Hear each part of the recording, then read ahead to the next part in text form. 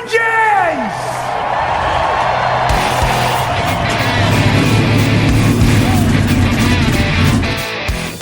Hit the pace car! What for? Because you hit every other damn thing out there. I want you to be perfect. When I'm driving, I got a guy on the radio who talks to me. Can you see him? But he talks to me. Well, I wanna be a race car driver. Pretty girls eating from my hand, yeah. Wanna live a life of fun and danger.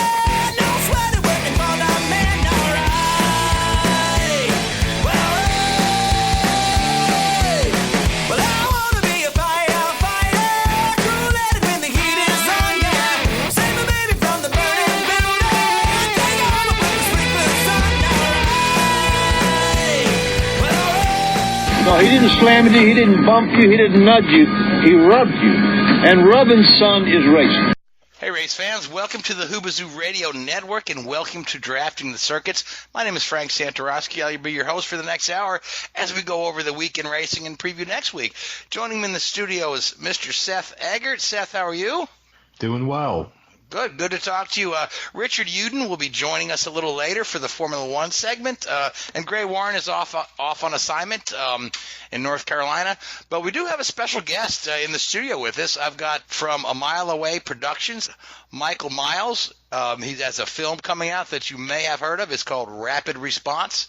It's based on the book by Dr. Steve Olvey. Michael also was very active and directed the project Yellow, Yellow, Yellow, which you may have saw on NBC Sports or you may have seen on Amazon. But that film is coming out. We're going to talk about it. So first off, Michael, welcome to the show. Oh, thank you guys for having me. I kind of want to first get into how this project came about. Were you a race fan before you took this on? 100%. I grew up primarily in Indianapolis, Indiana, so I think it's kind of a requirement if you're born there that you've visited the Speedway, you've been there for carb days and practice and qualifying, especially, growing up in the 80s. So it was in my blood. I was there all the time as a kid.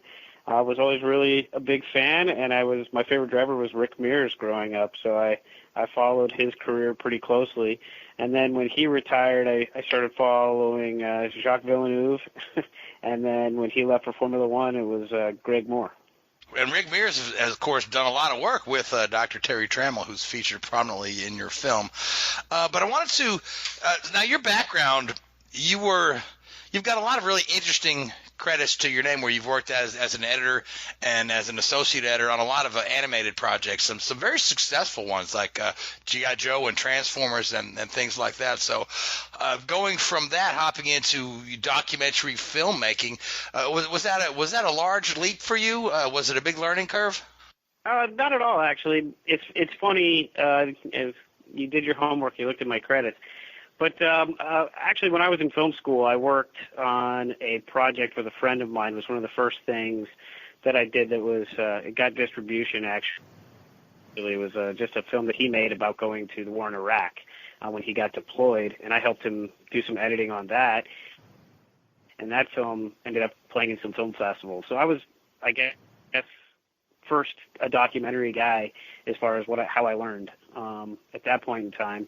And then, I've worked on all kinds of different various things, but when it came time to need a day job to kind of get me through, I ended up in animation, and that was actually the learning curve for me because it's a different process for editing animation, which starts by editing, drawing storyboards that are just panels that'll represent to the animation company what the shots should be animated and how they should be put together. So that was more of the learning curve, where I had started originally doing, stuff that was narrative and then doc-based back when I was in school. Okay, so this kind of falls right into being like your first love, so that's awesome. Exactly. Yeah, racing plus documentary. So let's talk a little bit about the film itself. I found the film to be quite fascinating. The one thing that I learned the most is actually how these guys use the process of data collection to kind of really push forward the bar on safety. And you've been watching racing as long as I have, so we've seen to the times when it was certain you might lose a hero or two a year to now it's an anomaly. So the book itself, there are portions of that book that are very difficult to read. And I don't mean that there's a bunch of technical jargon. I mean, there's a bunch of very vivid descriptions of driver injuries. But in the film, it's toned down a little bit. You don't rely heavily on crash sequences, although there is some. But you rely very heavily on interviews, both archival and current. So I was wondering if you would just kind of like go through the process for us, that from the book to how you decided you wanted to present the story on film. Yeah, I mean, obviously, when you're adapting a book, there's way more material than you can ever get into, a documentary that's just going to be a single film. So, that's a starting point, is you got to figure out exactly what the focus is and how you're going to drill down into the material, what you think the heart of that is, and how to approach it. And one of the things that I guess drew me to the project is I actually read the book after it first came out in 2006, I believe. And when I read it, I read it in one night. I kind of stole the book from somebody and returned it the next morning before they noticed it was gone. It was a friend of my dad's. I took it from his desk and I put it back the next morning. But while I was reading it, I wanted to understand and kind of visualize what I was reading. And so to do that, I was trying to, I was on the internet, and YouTube was fairly new at the time, but really kind of coming into its own. So I was on YouTube trying to search for the different races, the different accidents, so that I could visualize what I was seeing or what I was reading in the book. And when I started doing that, I realized that everything, or the majority of stuff, was online already. It was clips that people had taken from VCRs or whatever, old recordings of racings, and they were putting them online. And it gave me a much clearer picture to understand everything. I was also completely reminded about how, visceral my reaction was to some of these crashes, how shocking they were to me. And I'm a person who's grown up watching, a race every Saturday or Sunday when it's racing season, whether it's Formula One, IndyCar, or NASCAR. So I felt like, wow, this is pretty shocking, and it creates a pretty big reaction, even in somebody who's expecting it to be brutal. So when we, looked at adapting it into a doc, the one thing that I wanted to do was to make sure that we didn't soften the information or hide away from the reality, but that we did not ever come across as being exploitative of it. These are accidents where people were injured horribly, or possibly some of them are fatal crashes. And that could be family members, friends, other people who eventually see this.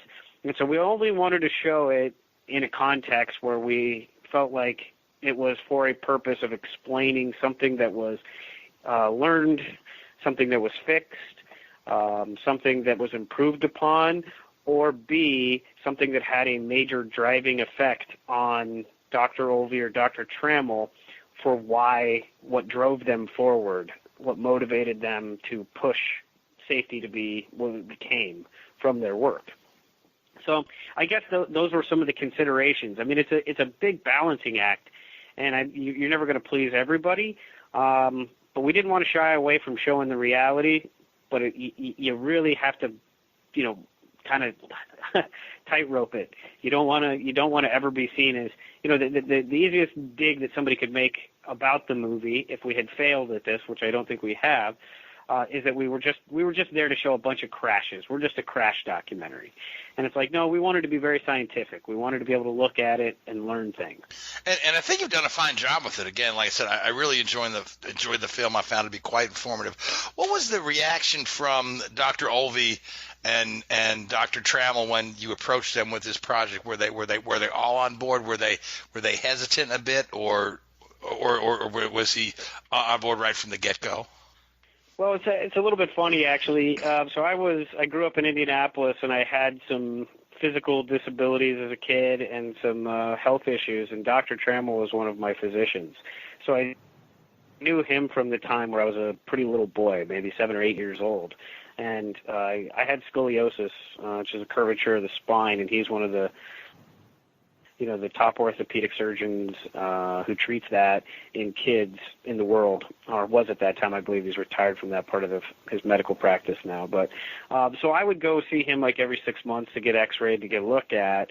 And part of what I noticed and was aware of at that time was, he had Rick Mears memorabilia signed around the office, and that's because he had saved Rick's feet. And so he would tell me stories as I, was growing up about how he would be at the racetrack, how he was riding in the car, how he would have to go do that stuff. So I guess I was, always kind of interested in that angle of motorsports as well, because I had a direct connection to it through Dr. Trammell.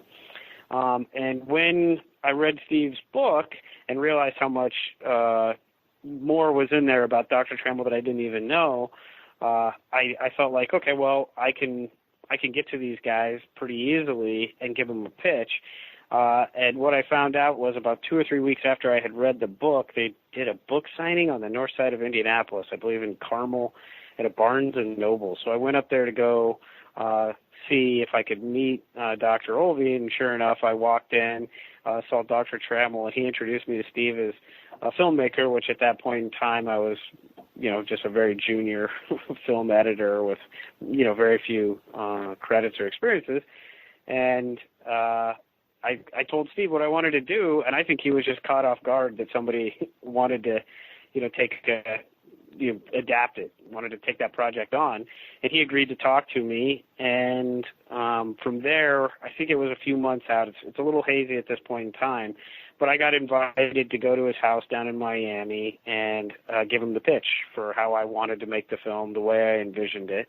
And at the time, it was a little novel. It's a little bit more common now, but 15 years ago, a lot of documentaries were just guys sitting and talking to the camera, and you watched them on camera most of the time, and or you'd have the really long, like Ken Burns pictures that they would zoom in on, and a few clips here or there.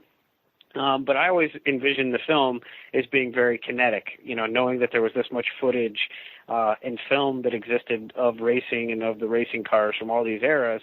I felt like, I didn't want to have it to just be a talking heads doc, and I thought that we could really highlight and put the viewer at the scene of, these accidents and watching the safety workers working while it's being narrated by Dr. Olvey, Dr. Trammell, and or some of the other safety people or the drivers who were involved in the crash telling the story. So that was always the pitch of the film, and I was pretty proud of, the way that, we did about 80 hours worth of interviews with different people and about 4.5 years of research, and I think we've watched every IndyCar, Champ Car, kart, and USAC car race from about 1973 to around 2002 to find all the material to make the film. So, yeah, those guys were very receptive to it. I think they were unsure, to answer the question, unsure of whether it would ever come together. But they were on board with the approach. They thought it would be interesting and exciting, and then it took me several years to actually mount the film.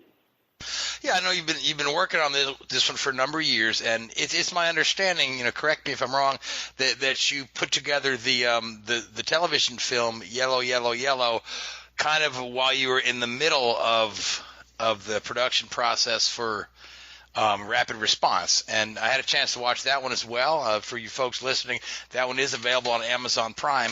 I feel like the two films together they're really nice companion pieces, because Rapid Response kind of tells the whole story of the safety from the beginning to where it's come today, and Yellow, Yellow, Yellow shows the safety team today in action as it is, and everything they do from the quick response at the track, the medical facility, and again the data gathering and the science. So tell us a little bit about how the idea for Yellow, Yellow, Yellow came up while you were in the middle of this other project. Yeah, that was pretty simple. So I'll give you a little bit of a backstory, too. I'm a fan, right? I go to the Indy 500. I live in Los Angeles, but I still have family back in Indianapolis. I go every year. I visit the Long Beach Grand Prix. I try to go to several races. Well, one of the things that I became acutely aware of while developing Rapid Response is I feel like IndyCar and the Indy 500 don't always do a great job of telling people how in the trenches they are with solving, theoretical safety issues. That they're spending money behind the scenes that nobody knows about, testing things that nobody's even thinking about because those injuries aren't happening. And so I'm aware of that from my talks with Dr. Trammell and with Dr. Olvey, how much money and resources and time is dedicated to keeping these guys safe. And so part of the original thought when we were developing Rapid Response, finally actually, getting into production with it, was, okay, this book was written in 2005 or 2006. It's 2015. We're shooting our first interviews for the film. There's a gap there. What do we want to do about that gap? And I said, while we're shooting, let's just cover everything that we can. Let's talk to everybody about where it is today. And possibly what we'll do is we'll expand the scope of the film beyond where the book ends. The book ends in 2002, 2003 at the demise of CART, when Steve Olvey, stopped being the safety medical director. And so we shot a bunch of interviews, and I believe it was that May in 2015 when James Hinchcliffe had the accident that where he got, pinned in the car by the piece of suspension that had come through his leg. And as soon as I found out about what happened and how his life was saved and how perilous that whole situation was, I knew at that point in time that that's not possible if everything that had, taken place had not occurred up to that point. Like, that's kind of like the Alex Zanardi. It's the perfect example of the functioning of the science and the safety team and all of the doctors and all of the protocol they've put into place for all of the years. So at the time that we were making this, we said, okay, well, maybe what we'll do is we'll end the film talking about James Hinchcliffe, how they saved his life and his comeback and all that. So we shot all of this material. Then we sat down and started editing and realized we had a 4-hour movie. And it's just too much material to cover when you need to really be at about, 90 to 100 minutes. And as much as we love that stuff, what we did was we cut all of the modern safety team stuff. We just set it aside, and we didn't touch it for about 6 months. And 6 months later, it occurred to me. I said, I think we have exactly what we need there to possibly just do, a 1-hour television documentary, and let's see if we can write it out. So I sat down and I sketched out 7 acts for NBC, wrote it down, passed it to my partner Roger. He looked at it, did one revision, and then we called C.J. O'Donnell back at IndyCar, and we said, hey, man, this is all footage that we shot that we were going to throw away, or we didn't know what we were going to do with it. If you guys want, we'll make a special for NBC, and it's, going to be a pretty sweet story because it's about, Hinchcliffe coming back and a year later winning the pole, all of that stuff. And I guess at the time, Hinchcliffe was nominated for the ESPY Award for Comeback Athlete of the Year. So NBC and IndyCar were gangbusters for it. And we kind of stopped what we were doing on Rapid Response for about 5 weeks and just made Yellow, Yellow, Yellow, which was literally 5 weeks from when we sketched it out, called IndyCar, to when we delivered it to NBC. So it was kind of an interesting detour, but the material was too good to leave off to the side, and it's stuff that I thought was incredibly fascinating. And of course, we got to have Will Buxton do the voiceover, which was a treat. I'm a big Will Buxton fan, so it was something that we really enjoyed.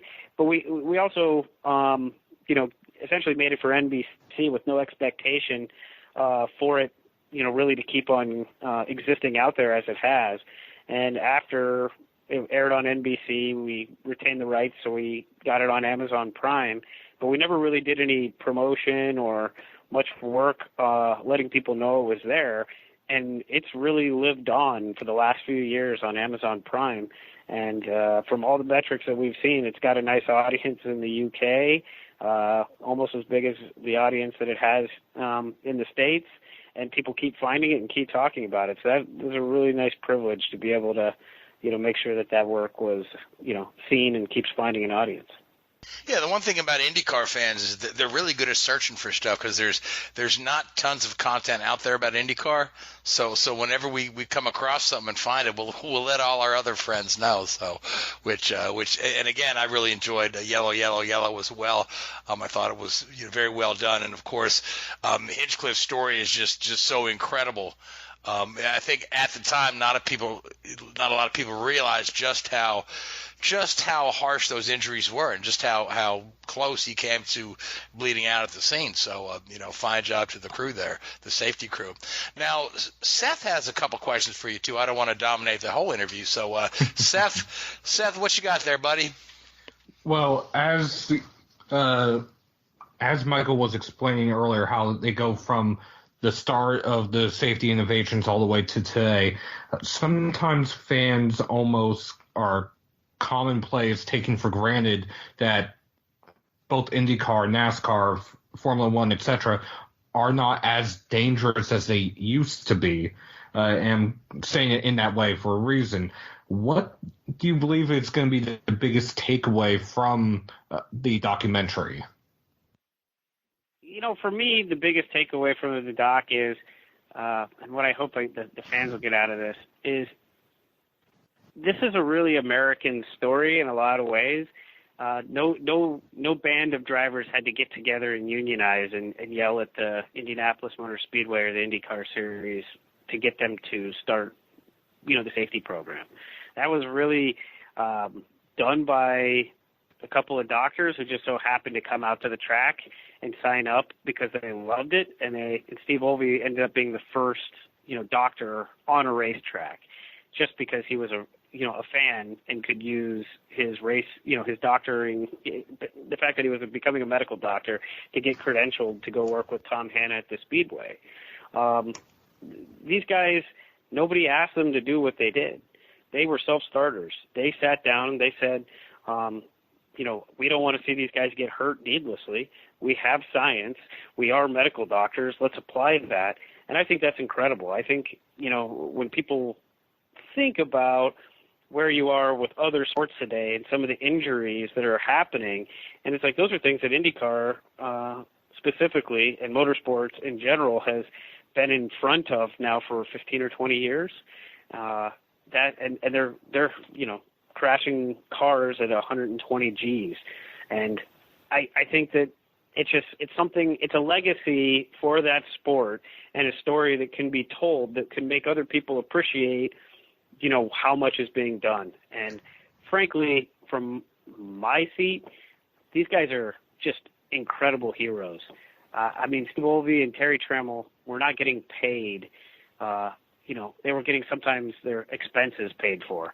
And they were taking time away from their family, and they were sitting down trying to figure out how to take something that had a reputation for basically being blood sport, that at different points in different countries was being banned as too dangerous. And they essentially went out there and slowly implemented changes together over a period of time to where the fans don't even really think about it. It's an absolute tragedy when you have a crash like what happened to Robert Wickens. People are gobsmacked by that because as a viewer, you are so used to being able to tune in to watching these people do this stuff at 220, 230 miles an hour, and you'll see incredible, spectacular crashes, and 9 times out of 10, these guys get themselves out of the car before the safety team arrives because that's how much safer everything is. And that's a testament to, that kind of human spirit of like, we can make it better. Let's go do it. Now, I saw a stat that from the 60s and 70s, maybe early 80s, that 1 in 7 drivers passed away from the various crashes. And this is in the era up until Dr. Olvey and Dr. Tremmel started doing their work. And as you said, motorsports has been kind of the leader while all the others are behind. More specifically, Formula One and IndyCar, NASCAR admittedly has lagged in certain places, especially, say, safety teams, where IndyCar has what was the Hamaltro safety team, now the American Medical Response Team. How much of an impact do you think motorsports will have in the long run that maybe say, the NFL might be able to learn something from those medical response teams?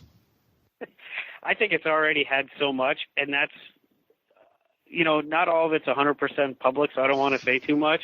But from what we've heard behind the scenes and interviews and different conversations, the medical research that the doctors, Steve Olvey and Terry Trammell did by just collecting the data, logging it, and cataloging and trying to understand and then making improvements to cars and this kind of stuff, the procedural things that they learned and all of that data has gone on and been purchased by major groups, U.S. government, military, NASA. There's all these groups that have asked to see their research because they can't understand it. They don't have any other way to measure it or test it.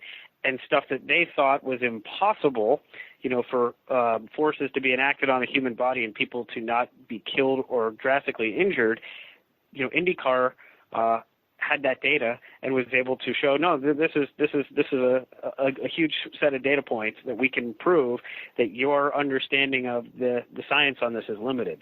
So I know for a fact that, the car manufacturers improved car building because of what they've done. Everything's got safer on the road because of what they've done.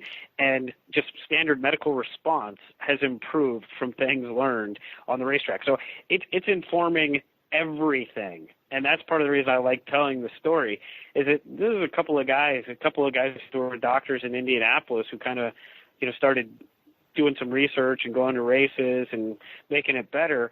And everybody in the world is probably being touched by the things that they've learned, and their safety teams collectively have figured out and sent back into the world of medicine and car building and road safety and all of it. So, I would be hard-pressed to say that there's anywhere in the world that's not been affected by what they've done.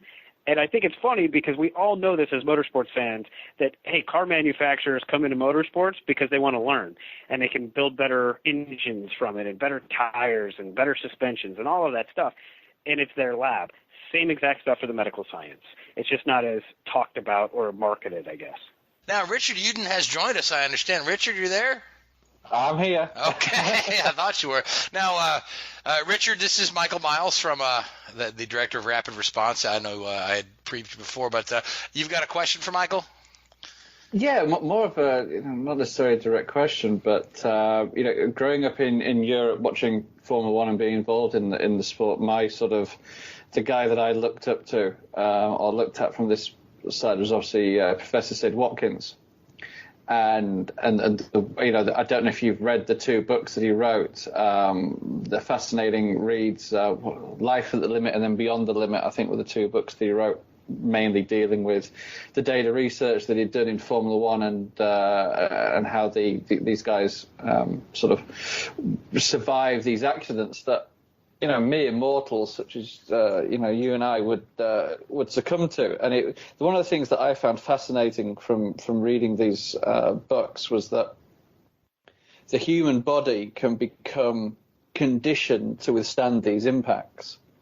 As these drivers go through the series and they go through the karting and the Formula Ford and the, whatever it may be, and eventually get to the big boys racing league, the impacts that their body experiences obviously keep getting higher and higher, and the body can actually train itself and condition itself to withstand these impacts. And it really does show what level these guys who some people say just sit there and drive a car actually perform at. And it's a fascinating field, and I've spent many hours reading the books that Sid Watkins wrote and working a little bit on some of these areas. And the detail they go to nowadays. You look at in Formula One now, the drivers wear biometric gloves which do all the data collecting, and I believe they also have sensors inside their earplugs as well for data logging and monitoring the impact. And it's amazing the level that they go to. It's a fascinating subject, and I think it's one, as you mentioned earlier, that is maybe overlooked by the fans and the publicity side of the sport. Yeah, one of the things that I think is actually pretty fascinating, and Dr. Watkins and Steve Olvey they were good friends before Dr. Watkins passed. and it was actually Sid that encouraged Steve to write Rapid Response. They obviously interface quite a bit. And those, Dr. Olvey, Dr. Trammell, and Sid Watkins were the three of the founding members of the FIA Institute for Sustainability and Safety, or whatever the jargon is that they use. But that's basically the group that kind of came together, the first international body of bringing folks together to kind of share research and data and to talk. But one of the things I always find really interesting is both him and Dr. Olvey and Dr. Watkins were huge advocates in trying to explain to people that just because it looks like they're doing, drivers appear that they're just doing stuff that we do on the roads and that's not athletic. These are incredibly finely tuned athletes, and they have to be to just be able to do basic things like apply the correct amount of pressure to the brake pedal, to slow for the corner, 12 corners or 13 corners, a lap across several hours. So, their bodies are completely as athletically trained to, handle those, forces of just driving the car, let alone crashing the car and being involved in those incidents, as much as any NFL player or NBA player is trained and conditioned to handle the different demands that their sports place on them physically. So it's a great talking point, and it's something that I think is often overlooked by people who look down on motorsport. Mm-hmm. And so here, one question that I have, and I hate to single it out, but I do feel that this is maybe due to the nature of the sport, more of a NASCAR problem than maybe Formula One and IndyCar. But my fear is that the drivers, and especially some of the younger drivers in the sport, are becoming a little bit complacent when it comes to safety. We've had some big accidents recently. I mean, the one that springs to mind was Austin Dillon's accident down in Daytona 3 or 4 years ago now. And, that was just a horrific accident. In all rights, there's no way you should have walked away from that. But the safety work that these guys are doing and the teams are doing and the governing bodies are doing is revolutionizing the sport from a safety standpoint. But the danger is inherent. You will always have danger when you are doing what these guys do. And at some point, as horrible as it is to say it, at some point in the future, we will lose a driver through an accident. We don't want to, but it will happen. Unfortunately, IndyCar's seen that, in the last couple of years with Dan Weldon and Justin Wilson. Justin Wilson, and also, a couple of other horrific accidents, they're thrown in there as well. I worry that some of these younger drivers, especially who've, as horrible as it is have never experienced a death at a track or never experienced an accident like that, just don't maybe understand what it's all about and just take it, I can hit the wall and I'll walk away from it. Yeah, it's hard for me to speak directly on that. I do know from talking to a lot of the legends that we did in Rapid Response, the Bobby Unsers, Dan Gurney, Parnelli Jones, a lot of these guys will talk about that. That there's a bit of concern that it's so safe that then the drivers start driving the cars in a way that makes it less safe again. Mm-hmm. And they're not showing the proper amount of respect.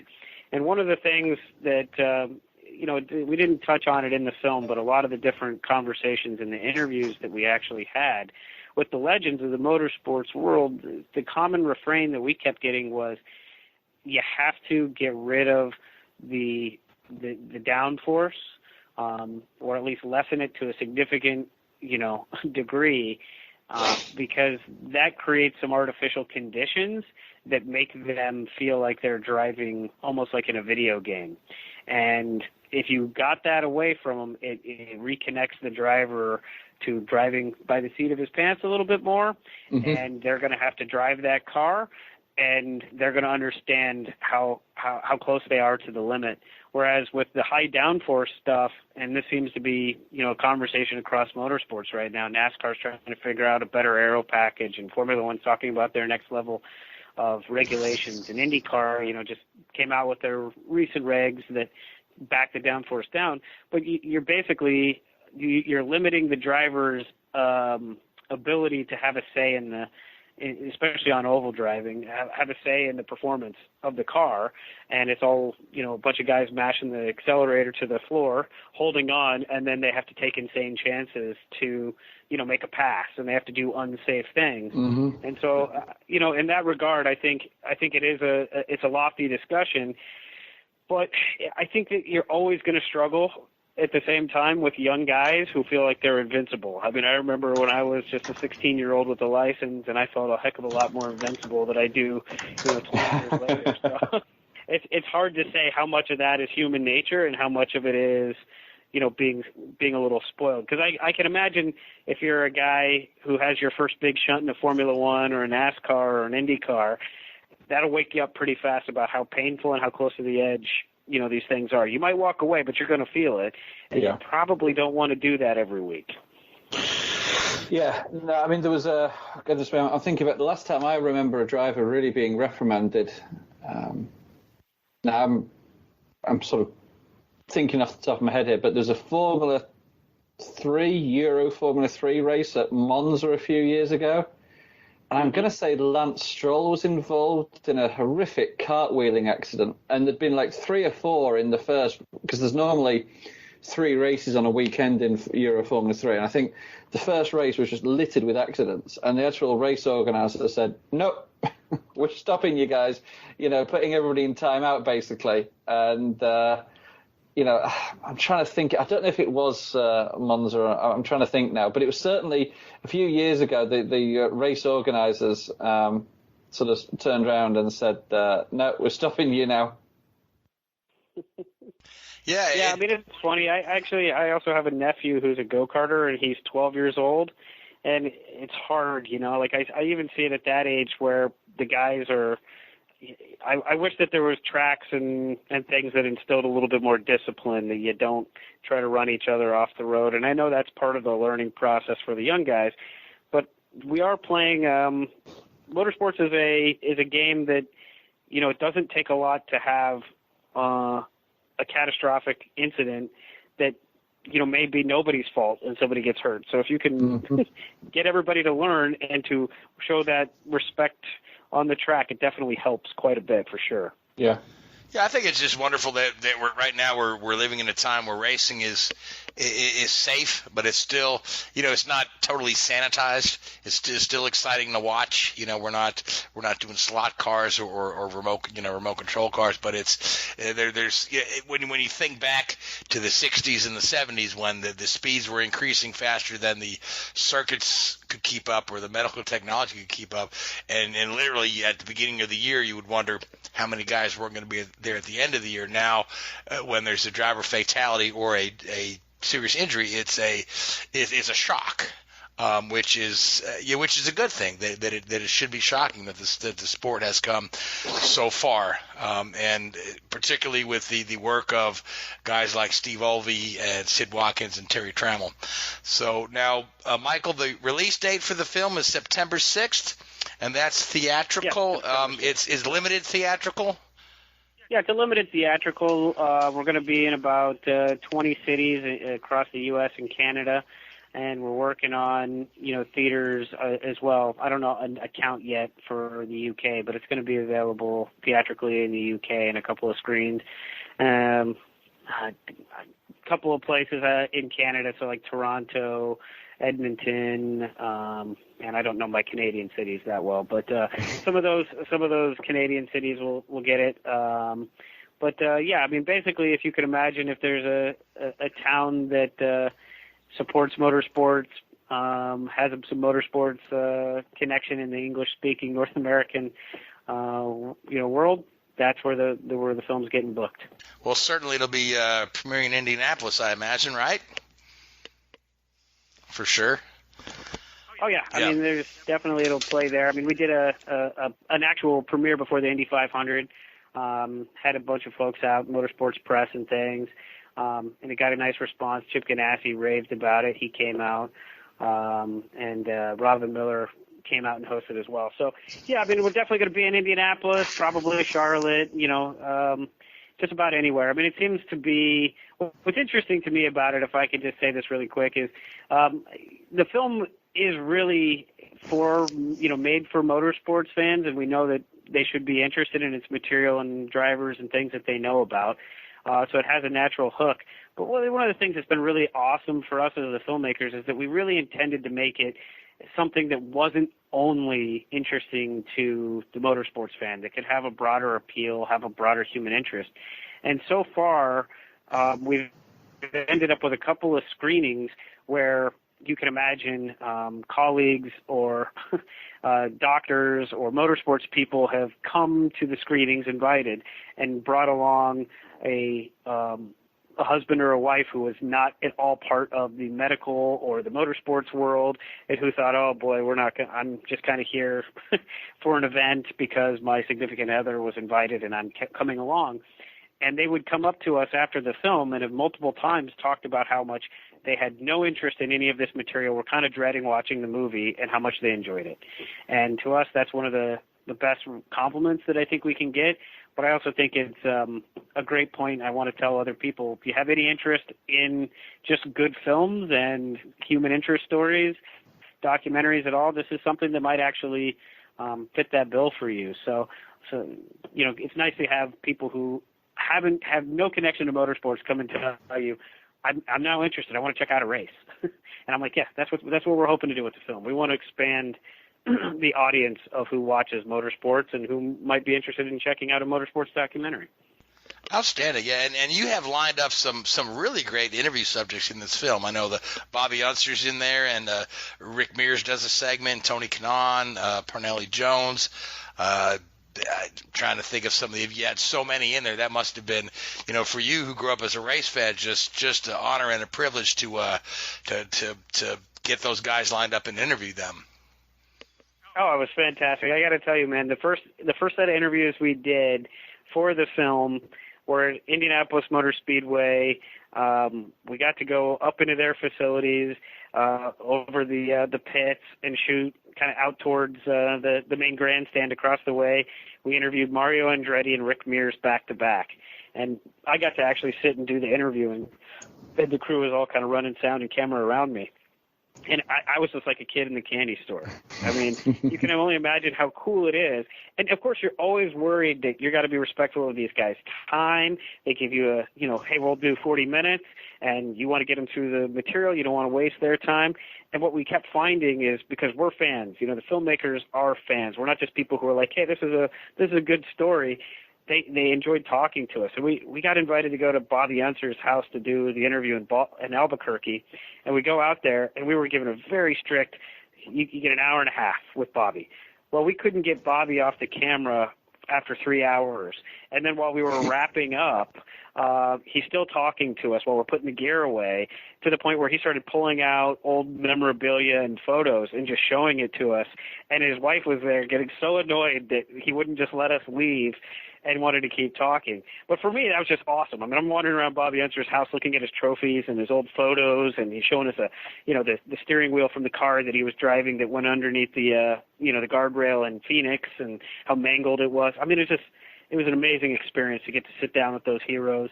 And they're also gracious and kind, and they all love to talk about, racing, any kind. Yeah, that is incredible. Yeah. Now, you have a co-director on the project, Roger Hines. Now, is Roger also a big race fan too?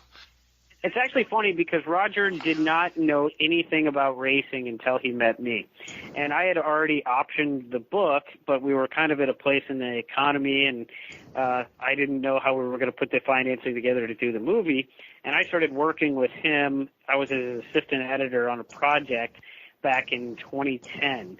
And when I was his assistant editor, I was like, hey, man, I want to go out to the Long Beach Grand Prix. My sister was renting a house to a guy who worked at Panther Racing at the time, and he offered to get us into the hospitality. And I was like, I don't know if you've ever been, but you should come, get out of the valley, drive down to Long Beach, and come visit. And he was like, sure, I'll check it out. I've never been to a race. So I got him out to the Long Beach Grand Prix, and I could tell immediately he was hooked. As most people are, you get out and you actually see the cars at speed, and you smell it, and you hear the sounds and all the stuff. It's incredible. And so he got really interested, and I was kind of slow walking the idea of pitching him on helping me and co-producing the project. And I convinced him to come out to the Las Vegas race where Dan Weldon was killed. Of course, we had no idea ahead of time that was going to turn into such a tragedy and a mess, but I was excited because I was like, come to an oval race. Now you've been to a road course, street course race. Let's go out to check out the oval. It'll be a good time. We'll go to Vegas. And, tragically that happened, but it actually just kept kind of building in his mind, and he became a bigger fan. So yeah, I mean, by the time that we sat down and committed to making the film, I had him watching Formula One races and Indycar races and all kinds of stuff. Now he's been to the Formula One Spanish Grand Prix a year ago. We went to the Mexico City Formula E-Prix. We went to the last Malaysian Grand Prix together, and he regularly comes to the Indy 500 every year back in Indianapolis and visits my family for that weekend. So. Oh, that's incredible. Now, again, I want to wish you guys the best with the film. We're going to have to let you go, so we have a few minutes to go over the race news of the week. But, again, the film is called Rapid Response. The release date is September 6th, and you've got a website, rapidresponsemovie.com, if I've said that correct. Mm-hmm. Right? And then, of course, please visit that. You can see you guys are on. Yeah, you can see the trailer on the website or on our social media. It's just search Rapid Response Movie. Right, you guys are on Facebook, Twitter and Instagram. On Facebook, Instagram. Yep, I've looked at all your stuff. So, again, best of luck with the film. Thanks for coming on the show. And we will, once the show airs tomorrow, we will tag you on all the social media so you can share it around. But it has been wonderful talking to you. So, any final parting words, Michael? Anything else you want to plug? No, not at all. I just want to tell you guys how much it was a privilege to be on you guys' show, and frankly, I just love talking racing. So, thank you guys so much. This is a great time. All right, now you're welcome to stay on for the last 15 minutes of the show if you would just want to chat racing with us.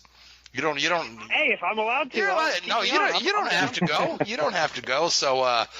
No, we love it when our guests stay on. Most of the time, they beg us to go. So,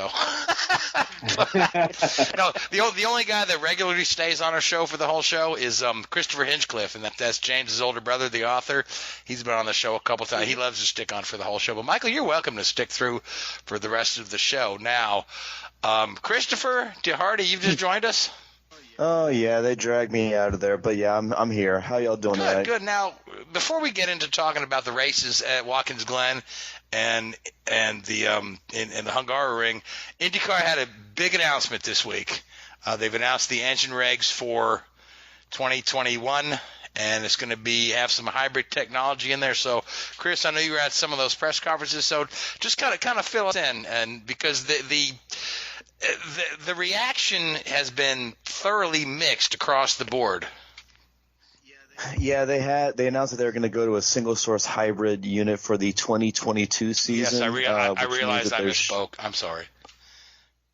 It's typical for you, Frank. We get it. No, but they're going to go to a single source hybrid system for 2022. And I think it's going to be activated with the push to pass boost system, which means that the engines will be going to over 900 horsepower with that system activated.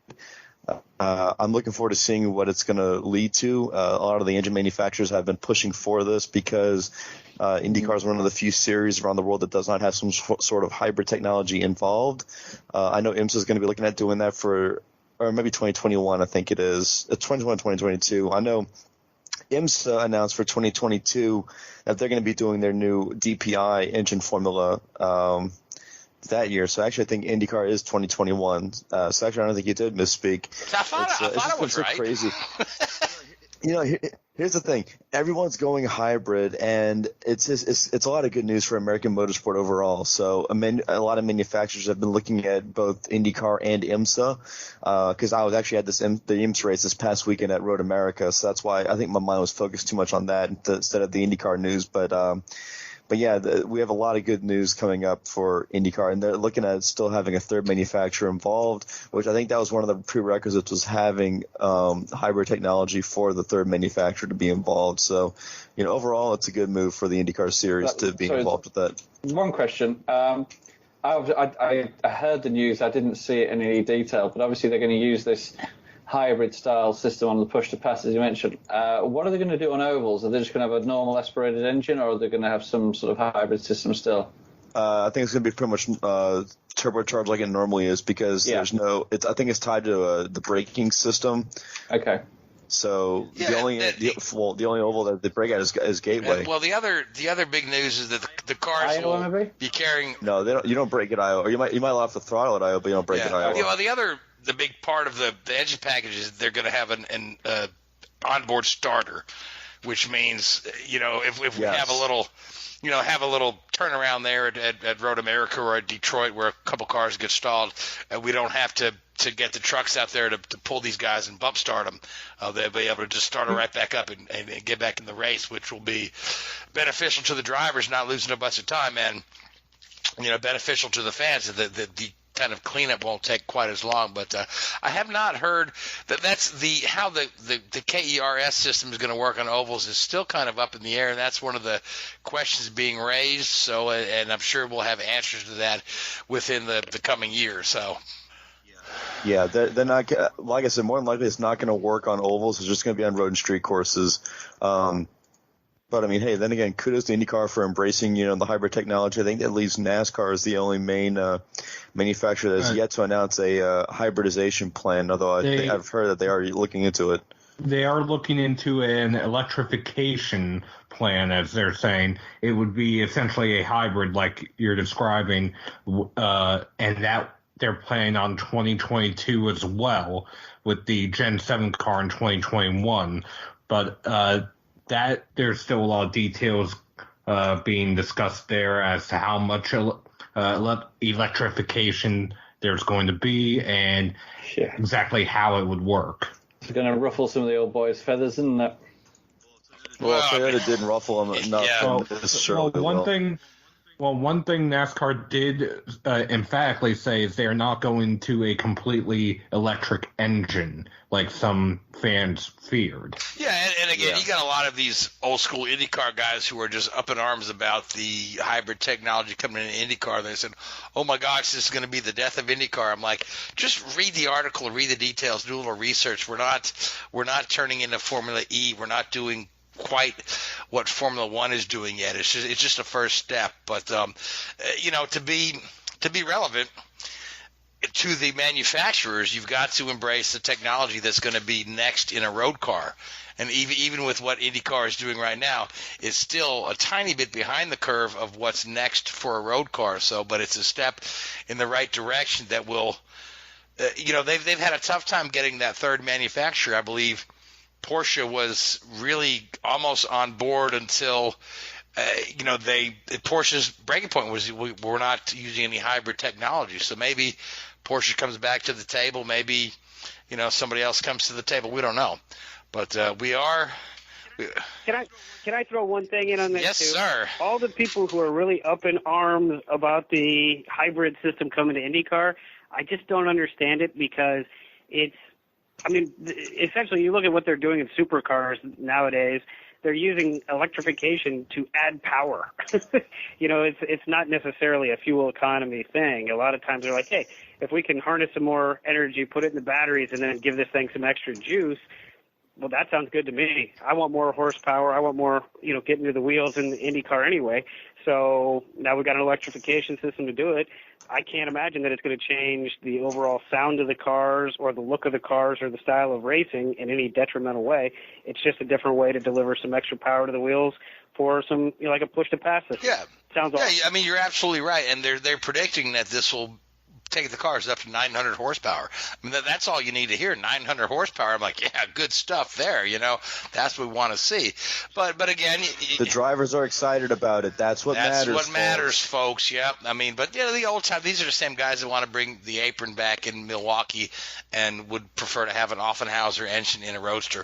But well, to be fair, I want to see Milwaukee back in an apron too. I just don't care about the Offenhausers. Thank you very much. Okay. All right. So, guys, we've got about 7 minutes left in the show. We have 2 races to discuss. So, Seth, Chase Elliott repeats at the Glen, and he did. Everybody's mad at Kyle Busch, particularly Bubba Wallace. Bubba Wallace and William Byron and Chad Canal. Just to name a few, Kyle Busch forced his way by William Byron at the end of stage 1, Chad Knaus got on the radio to his driver, Byron, and said if he didn't see him going after Busch instead of being pushed around, that there was going to be an issue. So Byron decided to rear-end Busch under caution in the S's. Probably caused more damage to his own car than to Busch, but at least he listened to his crew chief. Then we had Kyle Busch spinning Bubba Wallace out later on in the carousel, to which Bubba, when he finally caught back up to Busch, turned him in the middle of the straightaway on the front stretch. And Bubba was his arm was itching. Bubba was not apologetic. Bubba was not apologetic at all. If you read any of his post-race comments or some of his radio, he's a lot of words that we can't say on the air. So, but yeah. So let's put it this way. This season for Kyle Busch has been Kyle Busch versus the drivers at KBM, and now it's Kyle Busch versus the alumni of KBM. Wow. Yeah, he was. I saw that, and that, especially that move on the front stretch.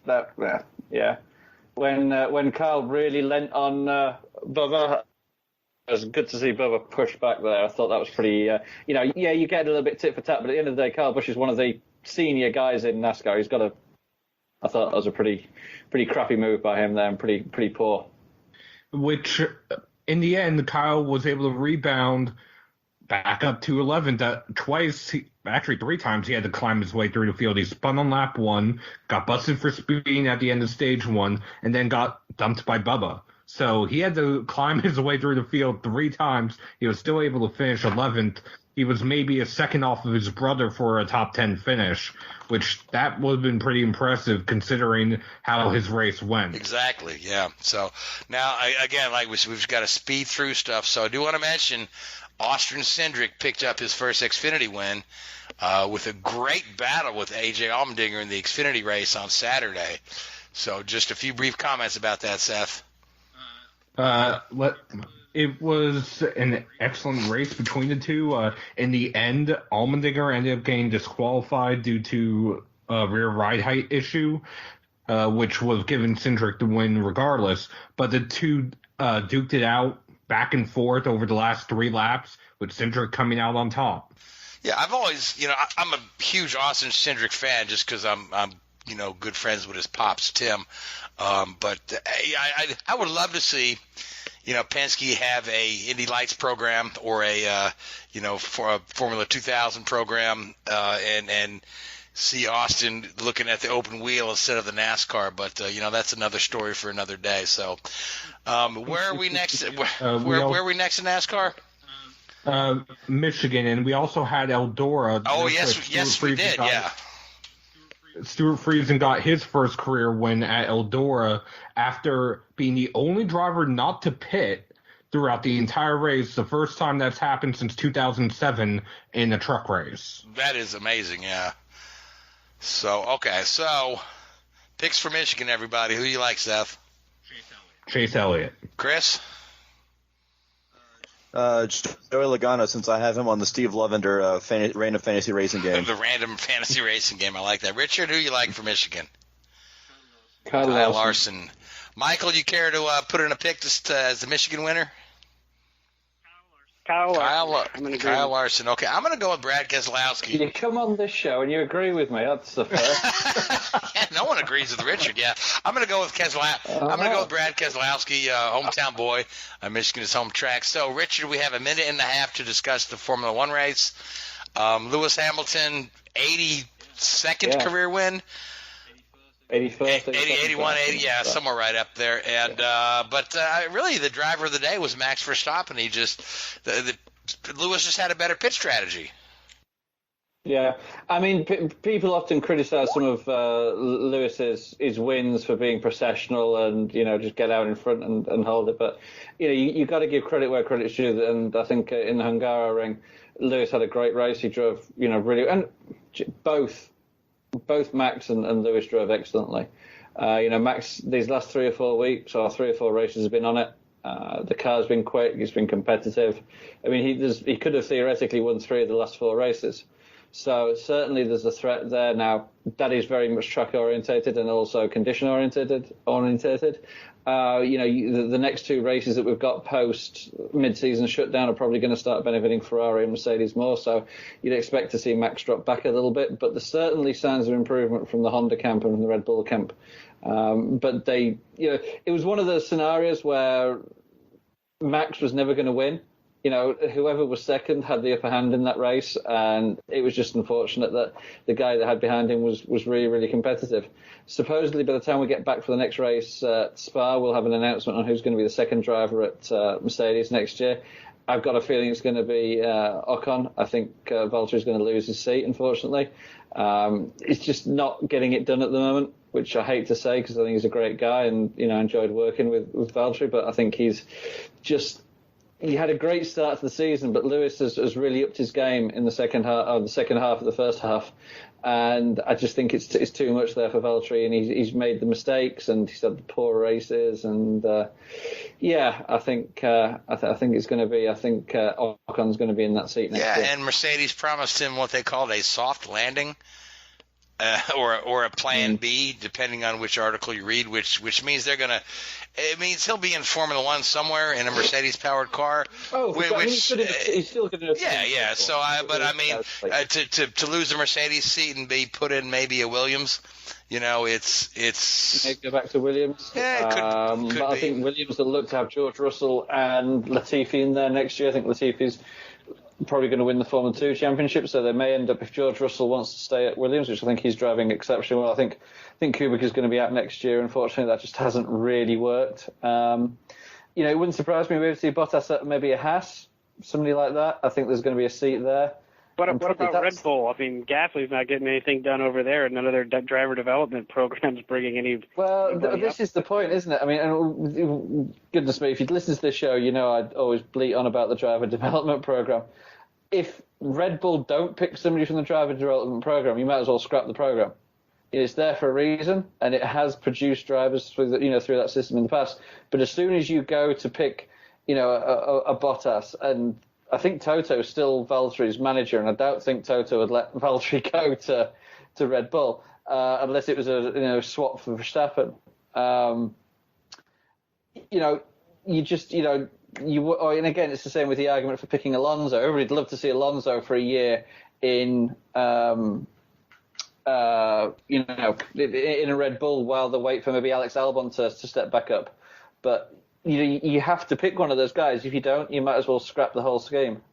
And I don't know how happy Honda's going to be to put Alonso in the car anyway. So, well, at the end of the day, I think the Red Bull relationship with Honda is very, very, very different from the McLaren relationship. If Red Bull turn around and say we're putting Alonso in the car, Alonso's in the car. I don't think you have this, we're best buddies sort of thing that McLaren tried to parade for a while there. All right, fair enough. So, but we are in overtime, so we have to just green-white checker it and end the show. But I want to thank you, Michael, for coming on the show. It was very, very fun talking to you. Looking forward to the film coming out on the 6th. I wish you all the success in the world. I want to thank you, Chris, for coming on. I want to thank you, Richard. I want to thank you, Seth. You guys are with me every week. I want to thank Hoobazoo Radio Network, iHeartRadio, and Spreaker. And I want to thank all you folks that listen to us every week. Until next week, good night. WHOOBAZOO, that's Hoobazoo.com. Enter website, enter website, enter website, enter website.